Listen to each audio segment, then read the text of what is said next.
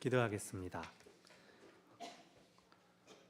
하나님, 이곳에 말씀의 영을 허락하여 주사 주께서 저에게 주시는 음성을 우리 모두가 잘 듣고 또한 순종케 하여 주시옵소서. 하나님께서 인도하시는 은혜의 길로 나아가는 저희 모두가 되게 하여 주시옵소서. 예수님의 이름으로 기도합니다. 아멘. 지난 주간에 굉장히 추웠습니다. 그런데도 또 새벽에 기도하러 오시는 분들이 평소보다 많이 줄지 않았습니다. 그렇게 추운데 또 교회 와서 목장 모임 하시는 분들도 계셨고, 또 개인적으로 기도하시는 분들도 평상시와 같이 늘 교회를 오가신 것을 제가 쭉 봤습니다. 좀 건강 생각하고 그러면 이럴 때는 좀 쉬셨으면 하면서도 또 변함없이 자리를 지켜주실 때 안심하는 저를 용서해 주십시오. 하나님은 우리 각자의 능력 이상으로 우리를 초대하십니다. 하지만 우리가 할 수 있는 만큼 섬기는 것도 기뻐하십니다. 어느 때고 무리하지 않는 게 중요합니다. 몸이든 마음이든 내가 감당하고 있는 일을 내가 얼마나 더 할 수 있는지는 내가 제일 잘 알죠. 이거 누가 믿음으로 푸시할 것도 아니고 일단 한번 막 해보는 것도 한계가 있습니다. 잠깐 불태우다가 번아웃 되고 소진되는 것보다 뭉근하고 뜨뜻하게 오래오래 가는 것이 훨씬 더 지혜롭습니다.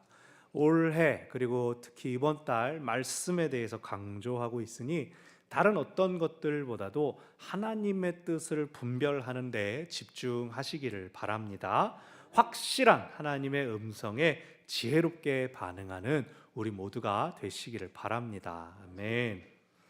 우리가 지난주부터 여호수아 살펴보고 있습니다. 이제 가나안에 입성해서 첫 전투로 견고한 여리고 성을 공략합니다. 하나님께서 직접 개입하셔서 작전도 짜 주십니다. 그런데 이 하나님의 작전이라는 것이 듣도 보도 못한 것이라는 게 문제입니다.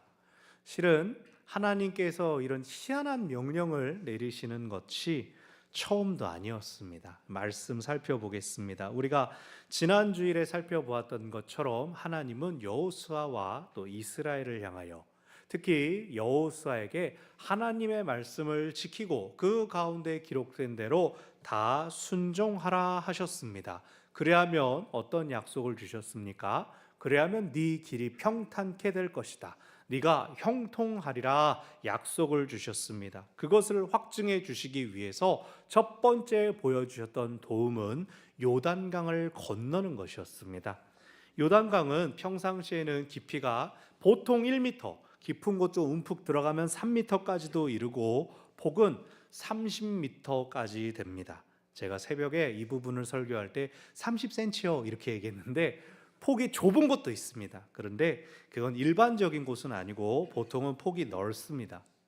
하지만 자리만 잘 찾으면 이렇게 옷 머리 위에 지고 건너는 것이 무리는 아닙니다. 그렇지만 우기의 요단강은 다릅니다. 이 가나안 지방이 우기라고 해서 우리처럼 비가 많이 내리는 것은 아니지만 우기가 되면 헤르몬산에 있는 만년설이 녹습니다. 그래서 그것이 요단강으로 흘러내려오면서 요단강의 수량이 늘어납니다. 깊이는 3, 4m, 그리고 이 넓이, 폭은 최장 1.6km까지 넓어지게 됩니다. 평상시보다 어마어마하게 수량이 늘어나고 유속도 빨라집니다. 근데 이스라엘이 건너려고 하는 시기가 우기였습니다. 하나님께서 여호수아를 통해 명령하십니다. 언약궤를 맨 제사장들이 먼저 물로 들어가라. 강물이 줄어드는 것 같지도 않은데 먼저 믿음으로 그 발에 물을 담거라. 그 물에 발을 담거라. 그렇게 말씀을 하셨습니다.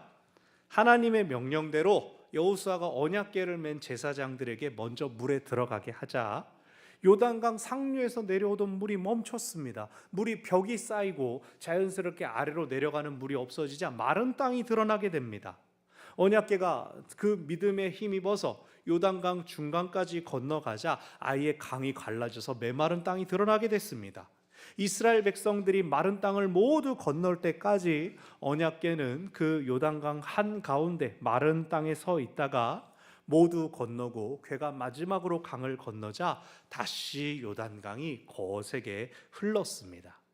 이 일을 통하여 이전에 홍해를 가르셨던 하나님께서, 모세를 통해 홍해를 가르셨던 하나님께서 지금도 여호수아를 통해 요단강을 갈라 주신다, 지금도 이스라엘 백성과 함께 하신다는 것을 알려 주셨습니다.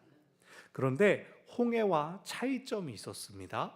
홍해를 건널 때 하나님은 모세에게 지팡이를 들어라 라고 명령하셨고, 지팡이를 들자 홍해가 갈라졌습니다. 그런데 요단강은 아직 물이 멈추지 않았는데 언약궤가 먼저 들어가라 하셨습니다. 언약궤는 하나님의 임재의 상징입니다. 거룩한 물건입니다. 성물입니다. 그러나 그 언약궤를 짊어지고 있는 것은 제사장들, 사람들입니다. 그들이 믿음의 발걸음을 디딜 때 능력과 역사가 나타나는 것을 보여주심으로써 출애굽 1세대에 비해서 그 후손들은 보다 더 성숙한 믿음으로 나아가기를 요구하셨습니다. 그리고 그들이 순종했을 때 그들은 분명한 하나님의 역사를 경험했습니다. 이제 요단강을 건넜으니 가장 처음으로 만나게 될 여리고성까지 얼마 남지 않았습니다. 여리고성이 이제 강변에 위치하고 있어서 건너자마자 짠 나타나는 그런 건 아니었지만, 이스라엘 백성들이 가나안을 향해 오고 있다는 소식을 이미 가나안 사람들이 다 듣고 있기 때문에 요단강을 건넜다는 소식이 들려지기 전에 빠르게 쳐 들어가야 하는 때였습니다. 그런데 하나님께서 요단강을 건넌 이스라엘 백성을 향하여 또 명령하십니다. 여호수아를 통하여 명령하시기를 너희 중에 모든 남자들은 할례를 받아라 라고 하십니다. 할례 잘 아시는 것처럼 오늘날은 이제 포경 수술이죠. 남성의 표피를 자르는 수술입니다. 오늘날 의학기술이 아무리 발전했어도 어린이도 하루 이틀 정도, 어른은 3, 4일 정도의 시간이 지나야 상처가 아물고 완전히 회복되어서 격렬한 활동, 예를 들면 전쟁 같은 활동을 하려면 한 달 정도가 지나야 됩니다. 하물며 당시에는 돌칼로 그 예민한 부분에 상처를 입히는데 전투를 앞두고 하기에 가장 안 좋은 행동 중에 하나가 할례였을 것입니다. 창세기 34장을 보면 야곱의 아들들이 자기 여동생 디나에게 몹쓸 짓을 한 그 세겜 사람들에게 복수하기 위하여 거짓으로 우리와 조약을 맺읍시다, 여러분이 할례를 행하고 우리와 똑같이 되면 우리랑 서로 결혼하면서 함께 삽시다 라고 사람들을 속입니다. 그래서 세겜 사람들이, 남자들이 야 이제 우리 할례 받고 우리도 야곱 사람들, 그 부유한 사람들과 사돈관계 맺는 거야 그러면서 할례 받고 3일째 가장 고통이 극심하던 그 때에 쳐 들어가서 싹 죽여버리지 않습니까? 지금 여기서도 요단강을 건너기 전이라면 모를까, 요단강을 건너고 적들과 가까워졌는데 할례를 받으라고 하시니 이게 지금 좋은 겁니까? 나쁜 겁니까? 나중에 하면 안 될까요? 그렇게 물어볼 수 있었을 겁니다. 그런데 하나님께서 그것을 요구하시는 이유도 말씀하십니다. 그들이 광야를 통과하는 동안 할례를 받지 않았기 때문이라 하십니다. 할례는 아브라함 때부터 하나님과 이스라엘 백성 사이의 언약을 뜻하는, 언약 관계를 뜻하는 아주 중요한 의식인데, 그들의 부모 세대들이 하나님께 불순종해서 광야에서 방황하면서 죽어가는 동안에 자녀들에게 당연히 했어야 될 할례도 행하지 않았다. 그래서 그들로 하여금 할례 받지 않은 사람들, 즉 하나님 앞에 이방인처럼 되게 만들었다는 겁니다. 그러니 이것이 시급한 일이죠. 여호수아가 또 하나님의 말씀에 순종합니다. 온 이스라엘 남자들이 할례를 받게 하고 나니 하나님께서 비로소 말씀하시기를 너희들 중에 애굽의 수치가 벗어졌다라고 하십니다. 출애굽한 지 40년이 지났는데 이제서야 그들이 애굽의 수치를 완전히 벗어버렸다, 이방인의 굴레를 벗어버렸다라고 하시는 것입니다. 왜요? 조상들로부터 가르쳐 주었던 하나님과의 관계의 설정이 그들 안에 온전하지 않았다라는 뜻입니다. 사랑하는 여러분, 자녀들을 위하여 가장 중요한 게 뭘까요? 우리 자녀들이 세상의 영향력에 머물러 있게 하지 마십시오. 기도의 습관, 말씀의 습관으로 하나님과 관계 맺게 하여 주십시오. 좋은 학교 가고 좋은 직장 구하고 세상에서 잘 돼도 결국 가장 오래 남는 것이 무엇입니까? 하나님이 아니면 세상의 성취 어느 순간 다 무너지고 다 빼앗기고 허무함이 남습니다. 하나님과 함께라면 세상에서 어떻든지 간에 늘 평안하고 늘 감사할 수 있습니다. 그것이 우리가 누리고 있는 것이 아닙니까? 처음부터 하나님과 동행하도록 은혜 안에 거하는 것, 하나님과의 관계 안에 누리는 그 기쁨을 가르쳐 주시기를 바랍니다. 아멘. 이스라엘 백성들이 이제 할례 받고 낫기를 기다리는 동안 적들이 쳐들어오지 않습니다. 여리고성에 도착했더니 그 성문이 꽁꽁 닫혀서 그들이 방비하고 있는 게 보입니다. 여호수아 2장에는 기생 라합을 통해 정탐꾼들이 여리고성 사람들의 마음을 확인합니다. 그들은 이미 광야를 통해서 애굽에서 나와서 광야를 통해 쭉 가나안을 향해 오고 있는 이스라엘 민족들을 정탐하고 행적을 추적하고 있었습니다. 누구랑 싸워서 이겼는지 어디에 머물렀는지를 다 알고 있었습니다. 그런데 이스라엘 민족이 요단강을 건너와서 길갈에서 머물고 있는 동안 급습할 생각도 하지 못했다는 겁니다. 오히려 그들은 이스라엘이 이제 요단강 건넜으니 우리에게 금방 쳐들어올지 몰라 걱정하고 불안해하면서 성 안에 스스로를 가두고 있었습니다. 이게 어떻게 된 일입니까?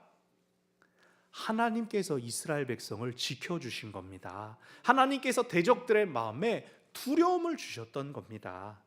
자, 이제 이 굳게 닫혀있는 성을 어떻게 공격하면 좋을까요? 하나님께서 말씀하십니다. 나팔을 준비해라. 나팔 7개. 나팔 7개니까 입도 7개. 제사장 7명이 나와서 나팔을 불어라. 그리고 그 뒤에는 언약궤가 따라 붙어라. 백성들은 나팔 부는 제사장들, 언약궤 그 다음에 서서 매일 성을 한 바퀴 돌고 돌아와라. 7째 날 되면 7바퀴 돌아라. 그리고 나팔과 함성을 크게 울리면 성이 무너질 것이다. 그리고 성벽 무너지면 나머지 이제 들어가서 치면 된다. 참 쉽죠? 이렇게 그냥 짧게 얘기하는 겁니다. 요즘 저희 아이들이 이제 삼국지를 읽기 시작했습니다. 삼국지에 이제 똑똑한 사람 지력백 제갈량이 나오는데 그 잘난 제갈량도 적은 군사로 대군을 막 현혹하고 속이고 그러긴 했어도 나팔 불고 소리치르 성 뺑뺑이 돌아가지고 무너뜨렸다더라. 그런 얘기 나오지 않죠. 역사적으로 보면은 진짜 사람들이 쿵쿵쿵쿵 걷는 일 때문에 무너지는 다리가 무너지는 일은 있었답니다. 영국의 브러튼 현수교가 기둥 하나에 줄 달아가지고 이렇게 매달아 놓은 일종의 출렁다리가 군인들이 군가 부르면서 쿵꽝 하는 게 이게 훌렁훌렁하면서 무너져 버리는 사고가 옛날에 있었다고 합니다. 또 찾아보니까 강변에 있는 테크노마트 그 높은 건물이 한 10분 동안 우르르 혼자 흔들리는 일이 있었는데 알고 보니까 한 12층인가 있는 피트니스 센터에서 회원들이 얼마나 운동을 덩덩덩덩 열심히 했는지 그거에 더더더더덩 흔들리고 대피하는 소동이 2011년도에 있었다라고 합니다. 그런데 오늘 하나님이 말씀하신 것처럼 하루 한 바퀴 6일 동안 한 바퀴 돌고 7째 날에 7번 돌고 하니까 뭐 성이 무너졌다? 역사에 없는 얘기입니다. 이건 그냥 들으면 뭐 말도 안 되는 이야기입니다. 이 하나님 우리 편 맞느냐? 사람들이 물어볼 수 있는 그런 명령이었습니다. 그런데 여호수아와 이스라엘 백성들은 그 말씀에 순종합니다. 아침 일찍부터 일어나서 여리고성을 향하여 나아갑니다. 앞에 나팔 부는 제사장들이 있고 언약궤가 있습니다. 백성들이 따라갑니다. 성을 지키던 여리고의 군인들이 긴장했을 겁니다. 왔다. 앞에서 막 불어. 그때 뻔뻔 막 찬송을 부르고 있습니다. 뒤에 상자 있다. 저 폭탄이 그 시간에 있었는지 모르겠지만 웬 상자를 들고 나팔 부는 사람 앞장 서가지고 이스라엘 백성들이 걸어오는데 말도 안 해. 아무 말도 안 해. 용기를 내라 막 서로 복도 드는 것도 없어. 뭐지? 그리고 이제 성을 삥 돌기 시작하고, 오, 우리 성을 포위하는가 봐. 삥 한 바퀴를 돌고, 어떻게 우리 성 둘러싸여서 간다. 가 저쪽으로. 왔던 길로 돌아가는데 아무 일도 없는데 어떻게 된 거지? 성에 어디다 표시한 거 아니야? 뭐 지나가면서 성을 긁어놓은 거 아니야? 아니, 아무 일도 없었다. 뭐지? 그날이 그렇게 지나가고 둘째 날 날이 밝자, 또 나타났다. 어떻게 또 가까이 온다. 또 갔네. 셋째 날도 넷째 날도 아침에 와서 그냥 한 바퀴 돌고 갑니다. 조깅 코스인가? 이게 무슨 일일까? 처음에는 막 잔뜩 긴장했던 여리고 군인들이 이제는 쳐다도 안 볼 겁니다. 오늘 5일이냐? 6일이냐? 왔다 가냐? 말 좀 걸어봐. 뭐하냐? 대답도 안 합니다. 왜요? 여호수아가 백성들에게 절대 침묵해라 라고 명령을 내렸기 때문입니다. 7일째가 됐습니다. 또 왔네. 쟤들 또 왔네. 한 바퀴 가겠지. 또 돈다. 뭐지? 3바퀴, 4바퀴. 오늘은 좀 많이 도네. 7바퀴를 다 돌았을 때 여호수아가 명령합니다. 나팔을 크게 불어라. 모두 함성을 외쳐라. 여호와께서 너희에게 이 성을 주셨느니라. 그리고 소리 지를 때 성이 무너져 버렸습니다. 우르르. 하나님께서 이스라엘에게 명하신 것은 전쟁이 아니었습니다. 하나님께서 이스라엘에게 명하신 것은 예배였습니다. 너희의 힘 자랑하지 말아라. 내가 너희보다 앞서 간다. 내가 너희와 함께 있다. 그래서 오직 나팔로 하나님을 찬양하면서 앞장섰고 여호와의 임재를 상징하는 언약궤가 그 뒤를 따라갔고 이스라엘 백성은 하나님을 따라갔습니다. 그것은 일주일 동안의 특별한 예배였습니다. 하나님께서 작전을 지시하시면서 이 싸움은 나에게 속한 것이니 너희를 위한 전리품을 스스로 취하지 말라라고 하셨습니다. 말 그대로 이것은 하나님을 위한 예배이기 때문에 모든 것이 하나님께로 올려집니다.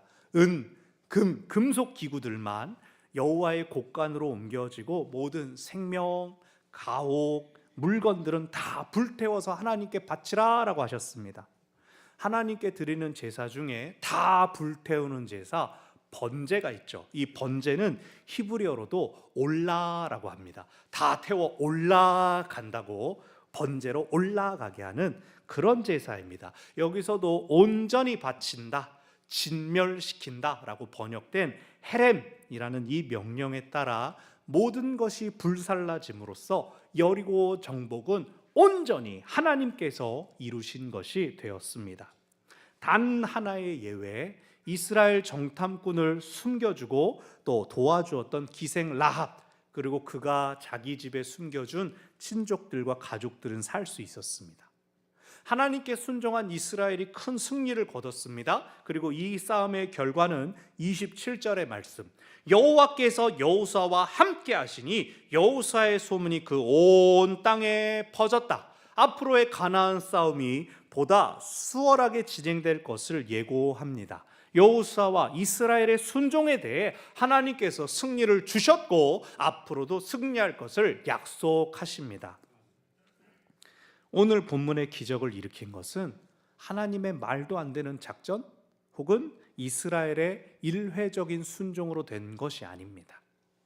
이미 여호수아서에서도 지금까지 이르도록 계속 말씀하시는 하나님, 그리고 하나님께 순종한 여호수아, 그 관계가 이어져서 오늘의 승리에 이르렀습니다. 우리가 기도할 때 하나님이 어느 순간에 갑자기 말도 안 되는 순종을 요구하실까 봐 걱정합니다. 하나님이 갑자기 막 집 팔고 헌금하라 그러면 어떡하지? 하나님이 막 다 내려놓고 막 선교사 가라 그러면 어떡하지?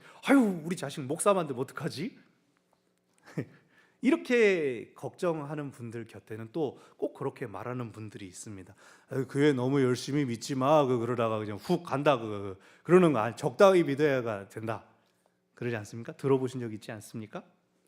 근데 옆에서 그런 말 해주는 배우자나 친구들 귀하게 여기십시오. 참 겸손하신 분들입니다.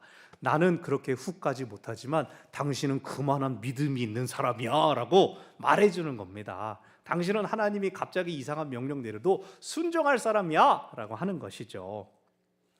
그런데 하나님이 이렇게 일하시는 분이 아닙니다. 갑자기 말도 안 되는 순종, 믿음을 요구하시고 안 하면 너 버린다? 하나님 그런 분 아니십니다. 하나님은 우리를 몰아가고 압박하시는 그런 분이 아니십니다. 하나님은 그저 길을 보여주십니다. 우리가 할 수 있는 선택의 길을 보여주셔서 순종하겠느냐, 거부하겠느냐, 골라라, 선택하게 하십니다. 근데 이게 꼭 복과 저주를 가르는 갈림길은 아닙니다. 순종하면 복 받고 거부하면 벌 받는 거 아닙니까? 율법은 그렇게 말합니다. 율법은 순종하지 않으면 저주 받는다, 벌 받는다 말합니다. 그러나 우리가 구약 시대에 살고 있습니까? 우리는 율법에 속한 사람들이 아닙니다. 우리는 예수님께 속해 있는 사람들입니다. 예수님께서 율법의 완성이 되어 주셔서 예수님은 순종하기를 거부한다고 해서 저주하지 않으십니다. 기다리십니다. 순종할 준비가 되기를, 순종할 만한 믿음이 되기를, 도우시는 성령을 따르게 되기를 기다려 주십니다. 그래서 예수님께서 오신 이후로는 질문이 바뀌었습니다. 하나님께 당장 순종할 것이냐, 나중에 순종할 것이냐. 예수님 제자들도 누구는 일찍 순교하고 누구는 90살 넘어서 살지 않았습니까? 제자들이 서로 물어보지 않습니까? 얘는 어떻게 되는데요? 얘도 잡혀가나요? 물어보니까 예수님이 뭔 상관이야, 그건 내 마음이다, 그건 너네가 다 알 필요가 없다. 각 사람들을 각각 다르게 상황에 맞게 믿음의 분량에 맞게 부르시는 것입니다. 그러니 내가 지금 당장 순종하지 못한다고 부끄러워할 필요가 없습니다. 그러니 누가 당장 순종하지 않는다고 이상하게 여길 필요도 없습니다. 각 사람을 향한 각각의 계획이 하나님께 있습니다. 그럼 지금 믿지 않는 사람도 언젠간 하나님께 순종하게 될까요? 아멘. 저는 그렇게 믿습니다. 하나님은 모든 사람을 위한 계획을 가지고 계십니다. 아멘. 그럼에도 오늘 말씀을 듣는 우리가 기억할 것이 있습니다. 하나님께서 이들의 믿음을 성장시키는 과정이 있었다는 겁니다. 여리고성 함락은 일회적인 순종을 통한 역사가 아니라 하나님께서 그들의 믿음을 성장시키는 과정을 거쳤기 때문에 그들이 더 큰 믿음, 더 큰 순종으로 나아올 수가 있었습니다. 이스라엘 백성은 요단강이 갈라지고 그 사이로 건넜습니다. 하나님과의 언약을 위하여 할례를 받고 회복되는 시간 동안 보호받았습니다. 그들이 순종할 때 하나님께서 은혜 주신 것을 경험했기 때문에 여리고성 앞에서도 빙빙 돌고 소리를 지르라는 그 명령에도 아하, 순종하면 은혜가 있겠구나, 순종하면 승리를 주시겠구나 확신할 수가 있었습니다. 그러므로 여러분, 지금의 순종이 당장 큰 승리를 주는 것 같지 않아도 순종하는 것 자체가 승리입니다. 순종은 믿음의 성장을 이루기 때문입니다. 그러므로 오늘 본문의 첫 번째 교훈입니다. 작은 순종부터 시작하시기를 바랍니다. 얼마나 작은 순종일까요? 얼마나 작은 순종? 여러분, 지난주에 말씀드렸습니다. 달력 볼 때마다 말씀 읽으십시오. 오늘 주보 보고 1월의 말씀을 읽어보십시오. 자, 지금 다 같이 해봅시다. 주보 뒷면에 1월의 말씀, 데살로니가전서 5장 16절부터 18절 시작. 항상 기뻐하라, 쉬지 말고 기도하라, 범사에 감사하라, 이것이 그리스도 예수 안에서 너희를 향하신 하나님의 뜻이니라. 아멘. 이렇게 작은 순종부터 시작하자는 겁니다. 말씀을 내 눈에, 말씀을 내 입에, 말씀을 내 삶에 가까이 하시기를 바랍니다. 아멘. 그리고 예배로 모이기를 힘쓰시기를 바랍니다. 주일 오전 예배 은혜 있지만 찬양 예배 은혜가 또 다르고 새벽에 주는 은혜가 다릅니다. 수요일이 다릅니다. 또 목장 모임에서 누리는 은혜가 또 다릅니다.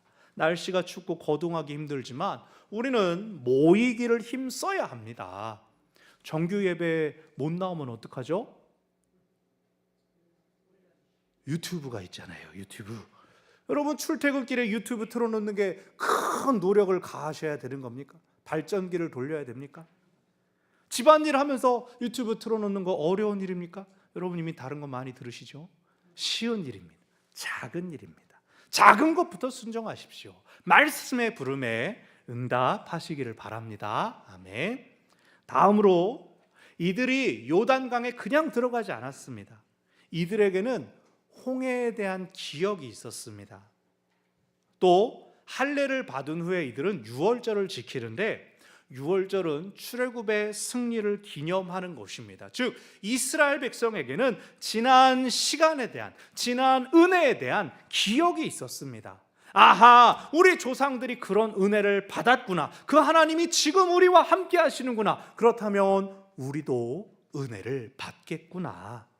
지난 은혜를 기억하시기 바랍니다. 성경에 나오는 믿음의 조상들에게, 우리 부모 세대들에게, 우리 교회, 우리 나라에 하나님께서 베풀어 주신 은혜를 확인하고 기억할 때, 그리고 그 하나님께서 여전히 우리와 함께 하심을 기억할 때 우리도 순종함으로써 은혜를 누릴 수가 있습니다. 그러므로 오늘 본문이 주는 두 번째 교훈은 은혜를 기억하시기를 바랍니다. 하나님께서 친히 과거와 현재와 미래 이 다리가 되어 주십니다. 한결같은 신실하심으로 친히 우리의 시간을 이어 주십니다. 과거에 은혜를 베푸신 하나님께서 오늘도 은혜 주시고 앞으로도 은혜 주실 것입니다. 은혜를 기억하십시오. 그러면 오늘 순종함으로써 오늘의 은혜, 새 은혜를 누리게 될 것입니다. 아멘. 말씀을 정리합니다. 순종이 승리입니다. 승리를 원하십니까? 작은 것부터 순종하시기 바랍니다. 믿음의 성장을 이루시기를 바랍니다. 승리를 원하십니까? 은혜를 기억하시기를 바랍니다. 은혜 주신 하나님께서 지금도 함께 하십니다. 순종함으로 승리를 이루고 더 나아가는 우리 모두가 되기를 바랍니다. 아멘. 기도하겠습니다. 하나님, 여러 사람들이 나에게 좋은 말이라고 이 말 저 말을 하고, 우리는 무엇이 내게 유익을 줄까? 무엇이 나를 풍요하게 하고 무엇이 내게 복된 길일까? 무엇을 고를까? 고민하고 있을 때에 가장 중요한 말씀, 하나님의 음성을 듣고 하나님께 순종하는 것이 우리 마음의 결단이 되게 하여 주시옵소서. 작은 일이라도 말씀을 통하여 우리에게 주시는 그 도전들에 대하여 응답하며 하나님을 따라감으로써 믿음이 성장하고 작은 역사가 마침내 큰 역사에 이루게 되는 것을 우리 모두가 보게 하옵소서, 알게 하옵소서. 그것을 위하여 지난 시간의 모든 은혜들을 기억하며 계속해서 앞으로 지금도 우리와 함께 하시는 하나님과 함께 앞으로 나아가는 참으로 순종으로 승리를 거두는 하나님의 사람들 저희들이 되게 하여 주시옵소서. 예수님의 이름으로 기도합니다. 아멘. 말씀을 기억